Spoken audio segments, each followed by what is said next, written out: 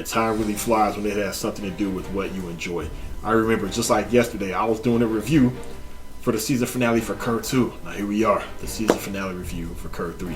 But as you can see in the title, yes, I'm going to go out with a bang. I'm going to do a 2-in-1 review. I'm not going to do 39 and then 40. So I'm going to be in one review. So yes, get your snacks, beverages, whatever you want, whatever you may need. Kick back and enjoy the video. Let's get into it. So with that being said, it's going to be months before I have to say this again, but everybody, what is going on? It's me, Captain Visoreds. We are live action. You already know what it is. Man, so much to cover in this review. 39 and 40. Oh, so good, especially all the new footage we got. So you already know how I'm going to do. We're going to break it down and get into this. So I like immediately off rip new footage. We see the remnants of Mimihagi making its way up to the Soul Palace, and then we cut to Hashwath and Uryu. And one thing, I actually have to go back and triple check, like, wait a minute, because I was actually expecting to see this, and they took it out. When Hashwath, he reached in his jacket, he took out those chips that Uryu placed all throughout the war wheel that was going to break down Yoruichi. They took that out.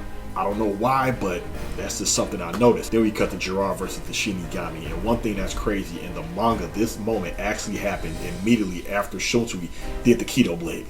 Yeah, I know that's crazy, right? Because we all know by now they're doing it in a different order than they did in the manga. Me personally, I like it better in the anime.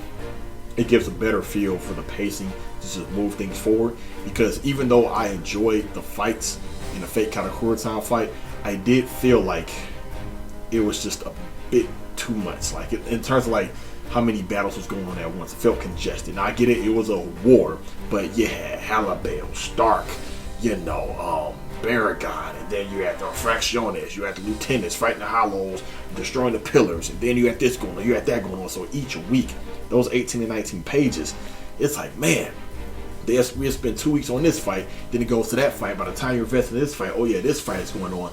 So while yes, there are multiple fights going on at this moment, but I just like how they focus more on one fight. And I get it, it's the anime, they can cram more into it versus a manga, but I like how they did this a little bit better in the anime. So we got to see how Renji was healed. She discovered Renji, and she called over Hachi. She was accompanied by Love and Lisa. And yeah, that's how he actually got healed. And another thing I noticed, and now I like that they put this in here. I really, really did, because you see when Renji, you did the Rosabimaru to Gerard and it wrapped around his arm. In the manga, we don't see Gerard pull away. Because now, it was nice that they did this, but you could tell it was forced. Because the way Renji was just surprised by something like that. Because when he wrapped around Gerard's arm and Gerard pulled away, that's when Renji jumped back. Like, oh, you gotta be kidding me. I'm like, you could tell that was kind of forced, because why would you just be surprised that he could just smack away with that? Yeah, I get it, you did your Royal Guard training and whatnot, but you shouldn't be shocked by that. Because in the manga, it did seem like it was something missing. Like, he wrapped around Gerard's arm, and next thing you know, the next panels, they're trying to get past him, and then he puts down his cape to block him from passing by him. I did notice that, so I'm glad they put that in there to fill it out so it can make more sense. Now for the Askin, Naklavar, and Yoruichi fight. Man. Oh, by the way, in the manga, this happened after Gerard grew big. In the anime, he didn't grow big yet. You see what I'm saying? But one thing I never liked this. I remember reading this for the first time in the manga. We seen Ichigo laid out. The reason why I didn't like that, this is true Shikai Ichigo. This is the main character. Seemingly, he's not getting any stronger. He has the full understanding of his past, his background, his origins, his two spirits, reforged Zanpato. Like, he is just, he's there. And I'm like, you're laid out by Askin Naklafar. I get it. He got the script from Bach. Technically now he's in Soul Society, surrounded by basically everything that's reishi.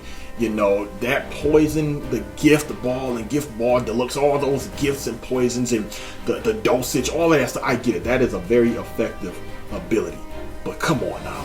Like, is it that effective to Ichigo where he's just straight dropped? I mean, I just did not like that at all. I remember when Ichigo came back and Basby actually was able to grab him and do the burner finger. I'm thinking like, nah, you shouldn't have been able to catch Ichigo like that. That's just me. So I never liked that. And just seeing it not animated and the way it was drawn, they kept it the same way. How Ichigo looks super flat. I mean, last time I seen the character this flat was in the anime when Vasto Lord Full Hollow Ichigo was fighting Uklior. When he just slashed him like that and the way he just fell real. So he looked real extra flat. You all know what I'm talking about. But what I did like, the extra effort they put in, that spinning camera turn that we got going around Yoruichi when the Shunko was activating. Yeah, those angles was live action. What was even sweeter than that, I knew they were going to nail this. I knew it. When Askin knocked LeVar, shot the 2 arrows, and the way Yoruichi took off, dodged one, grabbed one, spun, and threw it at Askin, knocked LeVar, I always thought that moment was sweet. Now, we seen Ichigo do that in season 1, but of course, she did it sweeter to me. And that right there, that's just one of the biggest slaps in the face, especially towards a Quincy. You know, I mean, they're known for their boring arrows. And to dodge one, grab the other, and then just throw it back. And I like how they added in the extra touch, how he actually went through a building in the anime. In the manga, he didn't go through a building. So I love that they did that. The Shunko Rajin Shinkai looks so much better in the anime. They nailed it. Flawless, perfect, 10 out of 10. And we actually heard my jam, the Old Man Yama theme. That is one of the best themes in this whole anime. Now, to me, I want to say it's like in my top 3, and I could be wrong. I think this is the 3rd time we heard this. First time, of course, when Omiyama killed Driscrawl, Star Knight D. I think that's what it is. No, Star Knight O, the Overkill. And then we heard it when Ichigo fought Uryu. That was slightly remixed, and then now we're hearing it now. So yeah, they nailed it out the park with that. So cutting back to Gerard versus the Shinigami, I noticed they took out the panel when you actually seen Zabimaru and the pedals of Zenbun Zakura. You actually missed that. And then you seen the panel of Gerard getting knocked back in the anime. Bam, he just got knocked back. I mean, you can still tell it was my boys who did it because they were just standing there, you know, just like this, looking at him. And this right here, oh, this shiznit right here, it just grinds my gears of war. I swear.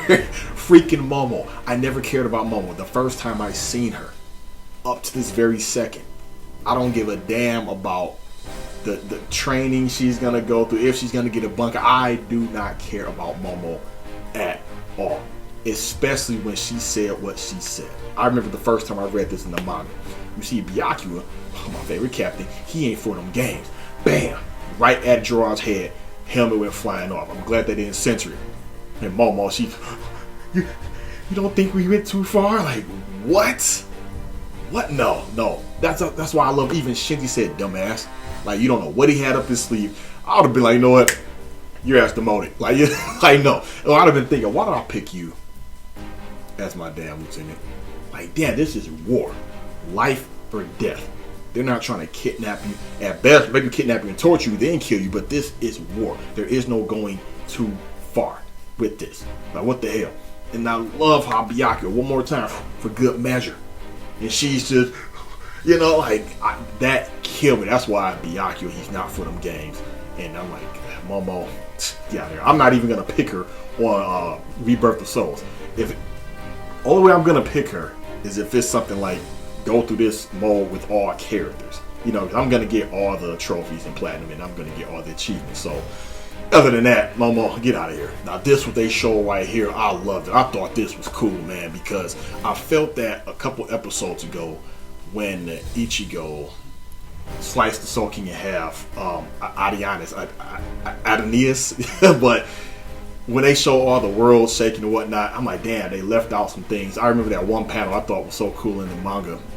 You actually seen the Hollows looking and running and panicking when they were Heiko Mundo. We still have yet to see that, but what they added with this, I loved it. You actually seen the world of the living. You seen the tears in the dimensional fabric in the sky, and it was just flashing and pulsating. You can actually see Soul Society, and it's just vanished, go in and out. That was crazy, eerie, sweet, and trippy. Can you imagine at nighttime? You're just looking, you're just seeing the dimensions fade in and out. You're starting to see the dimensional tears and Hueco Mundo, everything. I love that added touch. You've seen the last remnants of Mimi Haki fade away. Bach has that smirk. And what's crazy, this right here, this goes to show you can't just necessarily rule out what you didn't see in the manga at all to a certain degree, because we actually seen the panel I thought they were never going to show of Kairi and Yuzu reacting to the earthquake. This happened in chapter 615. This happened a while ago, but I see they took that out, put a thumbtack in that, and said, okay, we're going to use it for this, because it did make sense. Yeah, that was a nice added touch, so that was pretty cool. So moving it back to Askin and Yoruichi and Yashiru, I noticed they removed the comedy part in the beginning, but they kept the part, where he was crying and whatnot.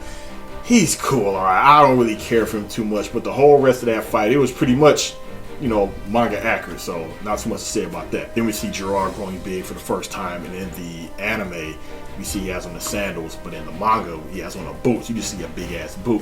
And then we cut to Rangiku and Hinafuro. They're witnessing it. And one thing you don't see a lot of, you actually see Byakuya. He's actually looking concerned. Now, even though I don't like Momo, I can really respect and appreciate the fact of seeing a captain and a lieutenant working together, especially when it's just quick thinking.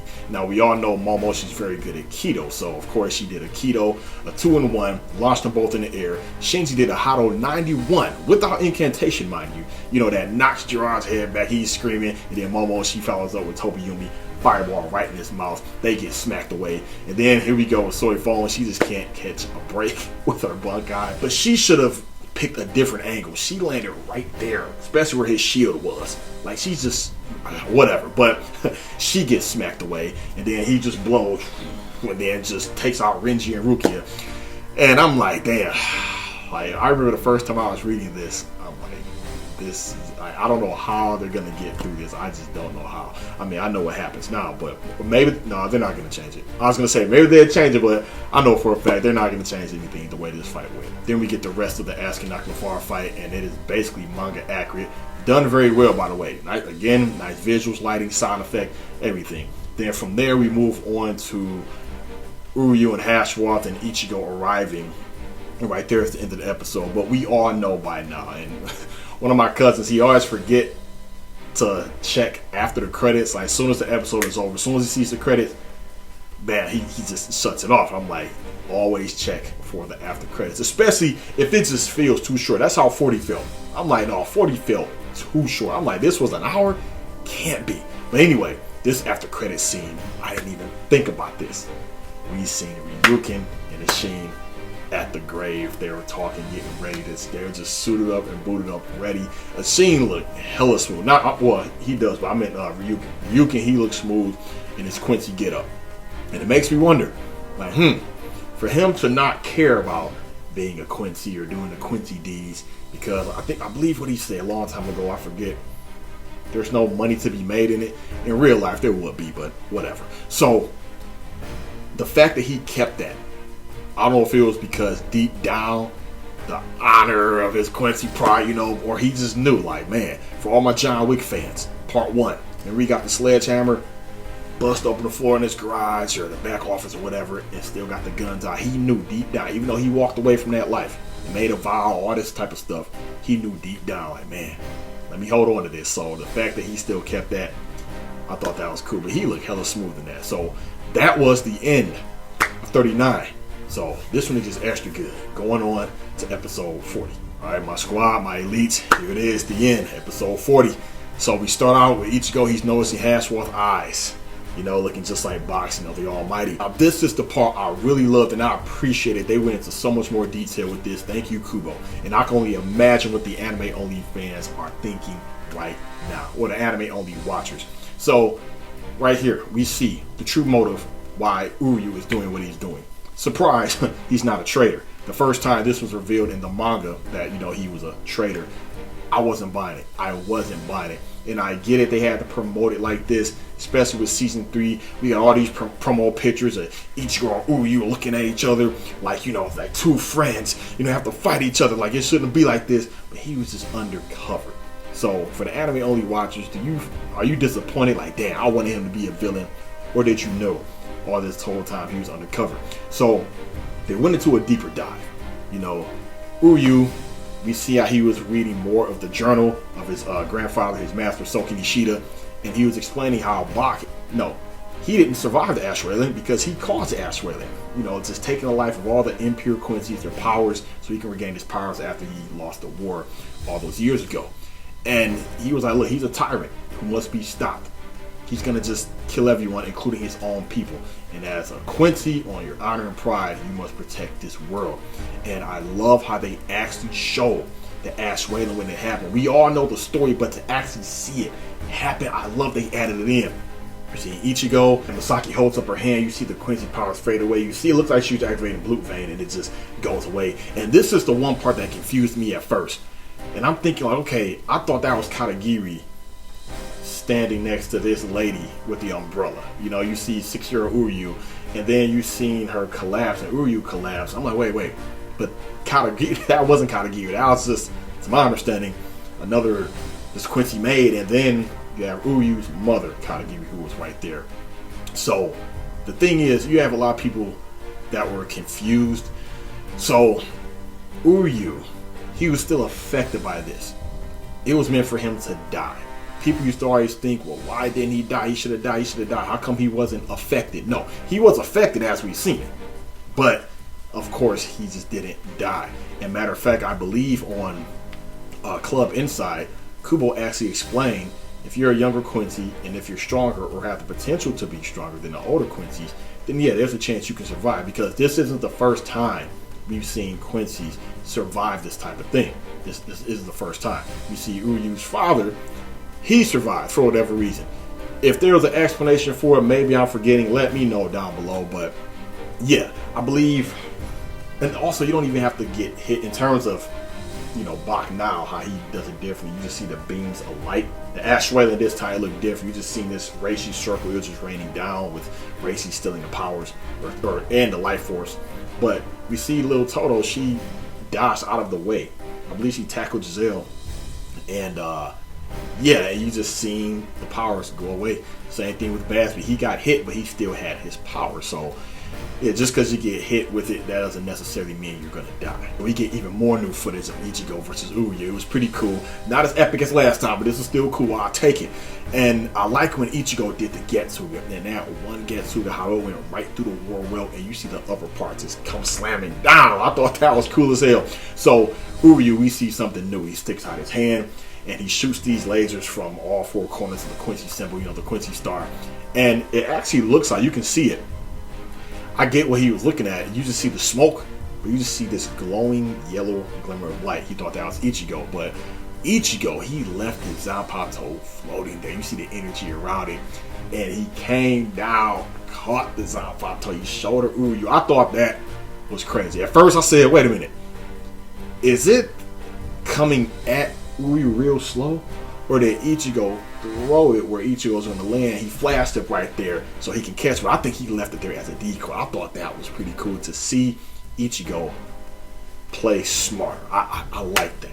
Just because you're stronger, that doesn't necessarily mean you have to battle smarts. So I like how he's just doing things his own way. Like, nobody told him to do that. Like, nobody trained him to do that. He just thought to do it, and I thought that was cool. So after he showed her Uryu, that's when he thought it was just a tiny little Getsuga. Uryu fires an arrow, it makes an explosion, and that's what makes Ichigo fall down. Chad grabs him by his long Zanpakuto, swings him up, and he grabs Uryu and pulls him down. I don't know why, I just thought that it was funny. So, but in the manga, none of that happened at all. What he did, he shot the ground and made Ichigo fall. And Chad still grabbed him, you know, by his Zanpakuto, but they all still fell down. Chad, Orihime, Ichigo, they all still just fell down. So I'm glad they added in all this new footage to make up for that. Then we cut to little Toto, you know, the Bambis. We cut back to them walking up on Bach as he was sleeping. And you can see they won the battle. I think it was what, Giselle?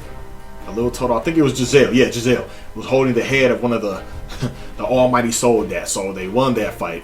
And it's crazy how they was just walking up on Bach like that. I thought it was pretty cool though, how you seen all their powers just activated. I think Giselle just had her hand in the air, her arm in the air, and you see little Toto's jaw just. I thought that was pretty cool. Then we cut to some new footage, just a little bit of Yoruichi versus Askin Akalavar.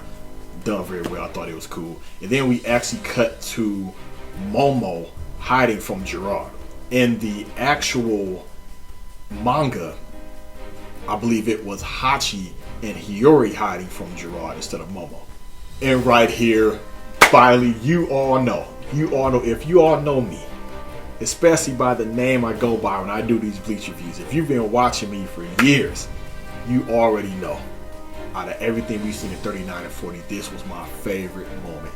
One of my favorite race or species or group, whatever you want to call them, when the Vizards pulled up like that, that made my motivating episode. That scene right there.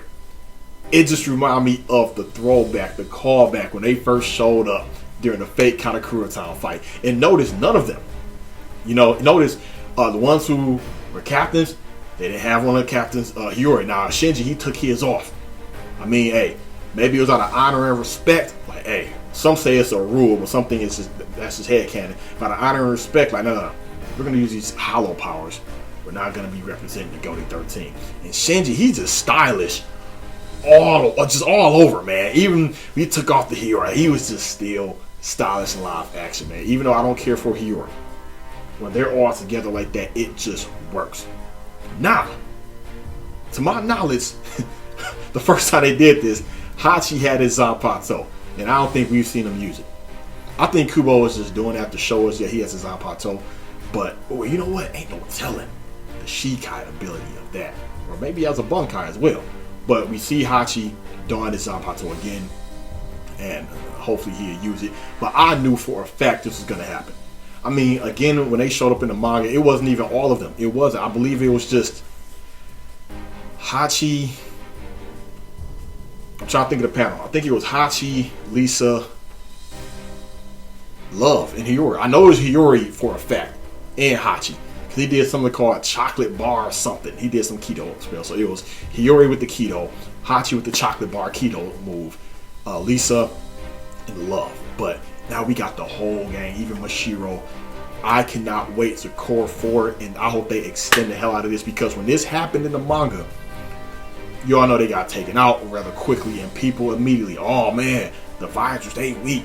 Oh, Kubo don't care about the Vizards, but we all know what was going on with Kubo behind the doors from Shonen Jump, because people were saying the same thing about Squad Zero, and I just held on to the faith, like, nah, this is Squad Zero, trust me. Like, no, so what we seen in the anime, people, yeah, they're praising Squad Zero now. So how much you want to bet Core 4,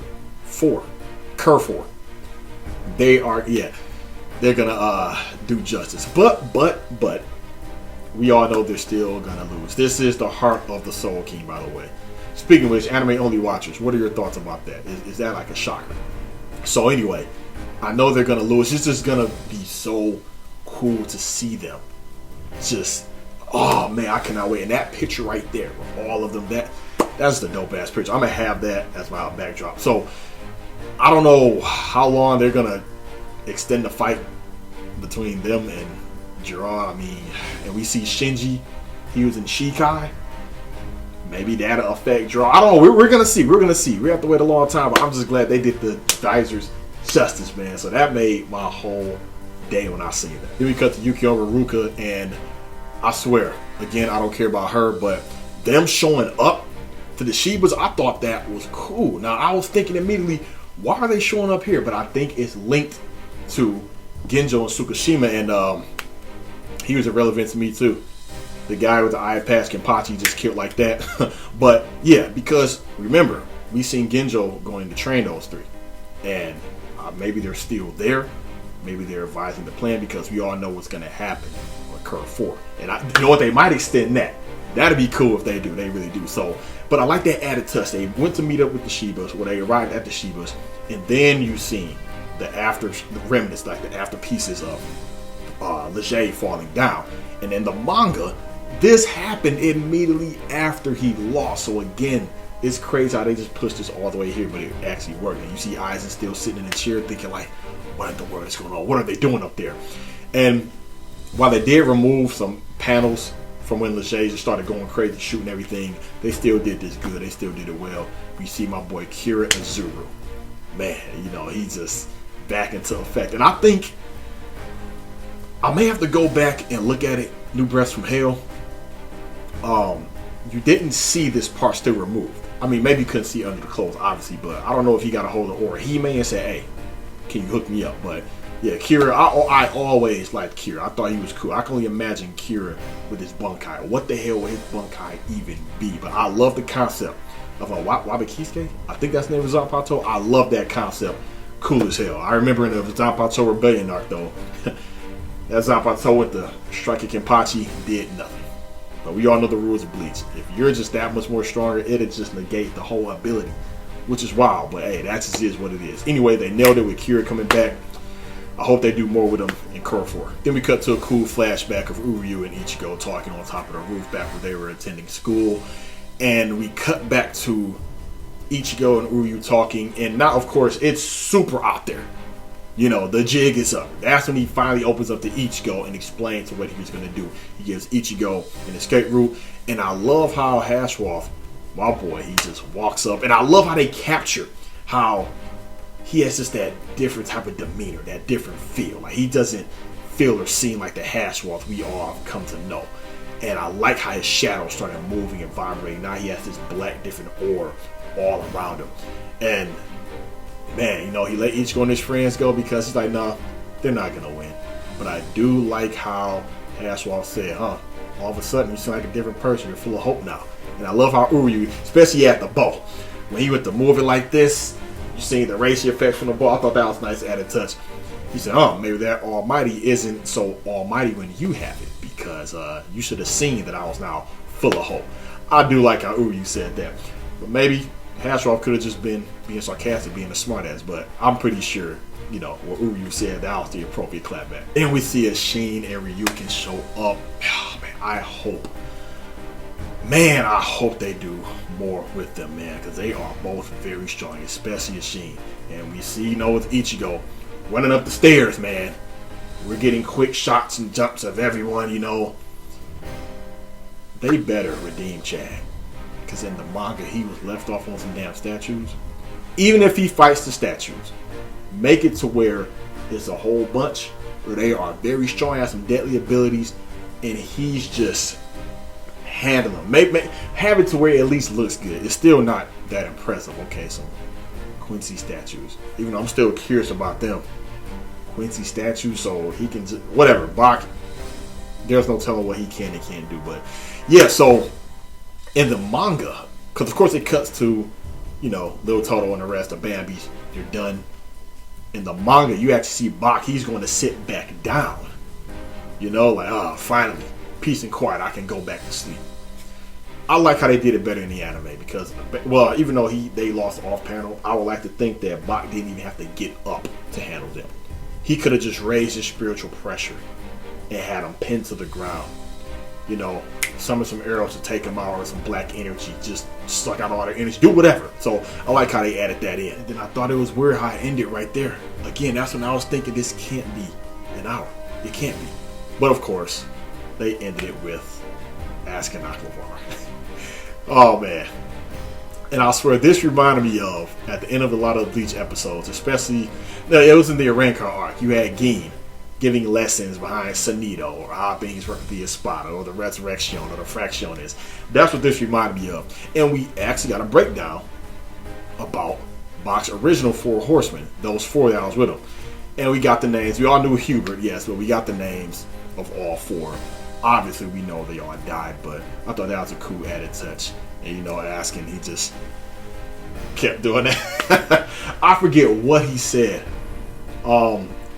He kept saying something about the dosage, or it was something he kept saying when he was pointing, but I giggled a little bit, but they ended it off with that. So yeah, that was it. Episode 39, 40, perfect. 10 out of 10. I mean, they just gave us everything for the manga readers and the anime only watchers. Bleach fans overall. We've won. We are still winning. We have more to look forward to.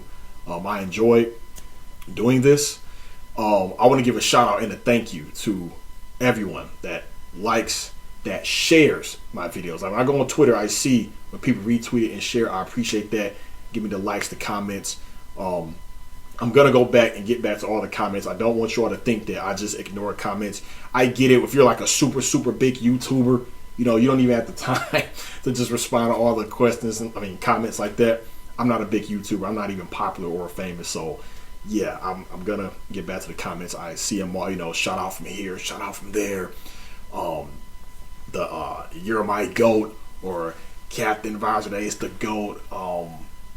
Never stop making videos, never give up. I really appreciate those. You know, it just keeps the fire going. It really does. You know, that extra motivation. I mean, I am self-motivated, but it's good to see when I'm getting the rah-rah, the cheers, you know, from behind the screen. I do appreciate that. But I'm still going to push out more Bleach content. I have to do a lot of content regarding Bleach Rebirth of Souls. You're going to see the unboxing of that when that comes out. You're going to see gameplay of that. Still more Bleach figures I'm going to unbox. Still going to go back to trying to get the Zanpatos, you know. While I don't want to just have my channel Bleach only focused, you know, my channel never started out like that. But I know I recognize as one of the Bleach guys on YouTube because, yes, I really, really do like Bleach. And out of all the animes I like, this is the one I really wanted to incorporate heavily on my channel. So just because the Bleach anime is over for now, yes, you will still continue to see Bleach content. And I cannot wait for the future. You know, who knows when Cour 4 happen. I think summer or fall or winter next year. That's what I think. Spring, no. Not at all. Summer, maybe. But fall and winter, I really think so. But I know it's going to be just promotion art. I think this intro may be the most epic out of all these 4 intros we've got. I think this one, because look at all they have to put in there. And we may see a snippet of Ichigo's new form. Also, I'm hoping we see the Bunkai. I'm calling it right now. The way they can do it, we can actually see what it does through Bach's point of view. Just for him to be like, oh, nah. I'm going to stop it right there. I don't want to spoil it for the rest of you guys. But yeah, man, I can't wait. I will review it. Better believe that. I may do live reactions to the episode and then follow up with a review. I may do that. It may be tricky reacting to stuff on YouTube like this, especially when it's anime. It can get flagged and then monetized like that. I don't have time for that, so I'm going to figure out a way to do that. So other than that, Elite, it's been a good, fun ride. I appreciate this. I enjoyed this. I guess for a while, I have to hang up the rope or get back in my gi guy, take a lot of this down. But it's been a good journey, been a good ride. I'll see you all next time for Cour 4. Thank you all again so much for watching, the love and support. It's me, Captain Vizards, signing up.